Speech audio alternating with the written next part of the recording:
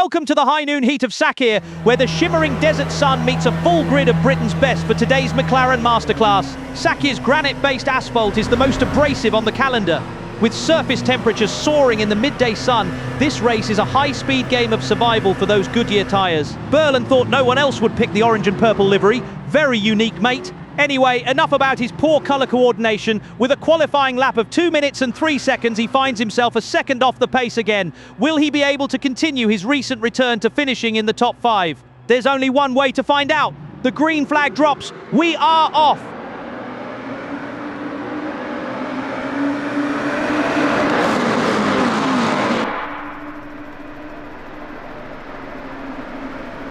There's 23 McLarens on the roster today. Sargus and Levitsky didn't make it to the grid in time and will be starting from pit lane.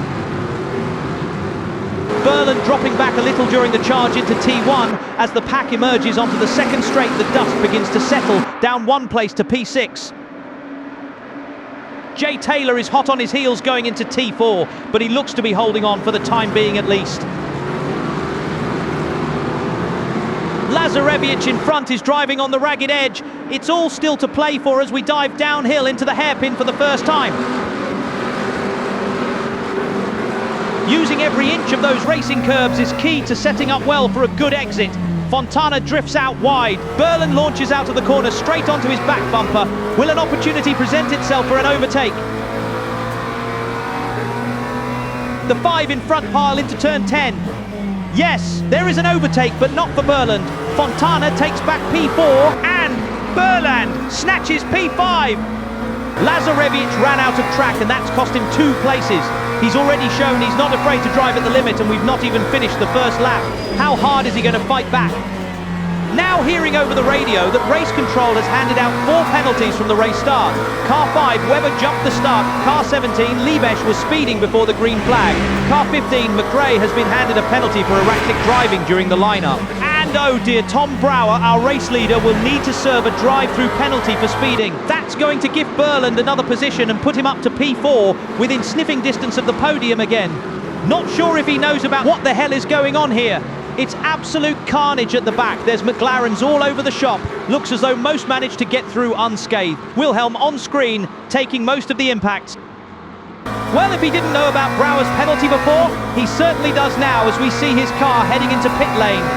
That promotes Berland up into hang on a minute. Berland is now running in P2. What the hell happened in the final corner for him to gain 2 more positions? We're looking back at Lazarevic, who lost 2 places earlier in the lap. As we're entering the braking zone for turn 14, he's made a move up the inside. What an absolute clown. There isn't a single timeline where he would have made that apex. As a result, he's clattered Nyarko, who in turn has taken Fontana with him, and all 3 have overshot into the runoff area. Christ, Nyarko didn't stand a chance of doing anything about that. Talk about trapped between a rock and an idiot. Wow! Lazarevic down to 8th, Nyarko down to 12th, and sadly that's race over for Fontana. His McLaren has suffered terminal damage. That's his day done. I imagine he's livid. We're going to jump forward to the start of lap 4. Stoffel has been holding a steady gap in front of Berland since he inherited the lead. He dives toward turn 1, but Wilhelm, merging from the pits, is about to put a massive dent in that gap if the back marker gets there first. That spells bad news for Berland. Not only did Stoffel get through unhindered, it now means that he's going to need to somehow get around Wilhelm in order to keep his hopes of that first race win alive. The rulebook reads, the slower driver must remain predictable, hold their racing line and not defend, but should facilitate a safe pass by lifting, typically allowing the car through within half a lap. After being taken out earlier in the race, let's see how charitable Wilhelm is feeling. First things first though, Berland needs to catch up.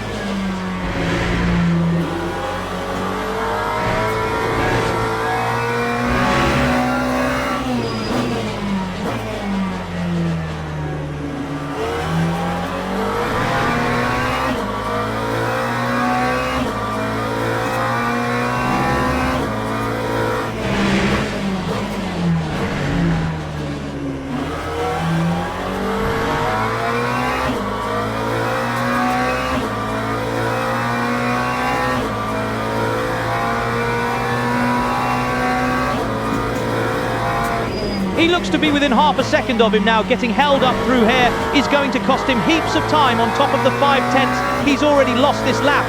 Come on, Wilhelm, help a brother out. Come on, come on. He's pulled off the racing line. He must be letting Berlin through. That's good sportsmanship from Wilhelm there, and Berlin gives him a weave to say, thanks, mate. All told, that still cost him over a second, meaning Stoffel is running away with this race. Now, I wish I could say Berlin drove an absolute blinder, but we're going to jump forward to the last lap. The gap to Stoffel grew to over 6 seconds at the 3/4 mark of the race. All hope is not lost, though. Slowly but surely, the lead is down to 2 seconds now, and Berlin is steadily gaining. It's Berlin's time to lock in.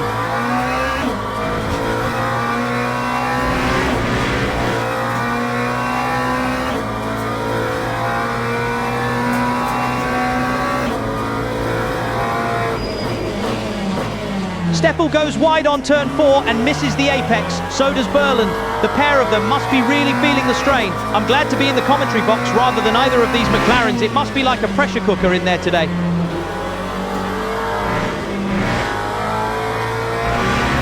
Berlin cannot afford to miss the apex in the hairpin. Good, neat through there. Not good enough though. Stoffel is inching away. No, this isn't the plan.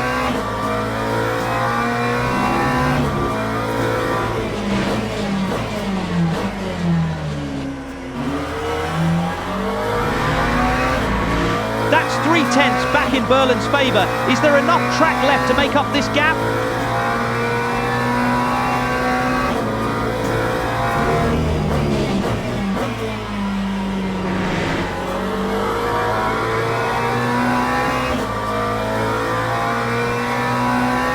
There's no time for mistakes. There's no time for holding back. Whatever is left of his tyres, he needs to use all of it. Whoa! Stoffel lets the rear get away from him. The gap down to a second. Come on, Berlin. Last corner, last chance. He's going to need some of that spectacular luck again, if there's a remote possibility. Well, he fought back with everything he had, but ultimately it wasn't enough. Berlin crosses the line in second place. I'm sure he's not going to be disappointed with that, but to quote one of the all-time greats, Ricky Bobby, if you ain't first, you're last. Let's have a look at the classified results. Despite being off the pace in qualifying, Berlin was pretty close to Stoffel in race trim. Jay Taylor in third was a whopping 18 seconds behind the front runners. However, after starting in seventh, he will be happy to be on the podium for sure. Another close finish today. And when all is said and done, they will be cleaning sand out of the cars for weeks to come. From the heat of Sakir, thanks for joining us. We'll see you at the next one.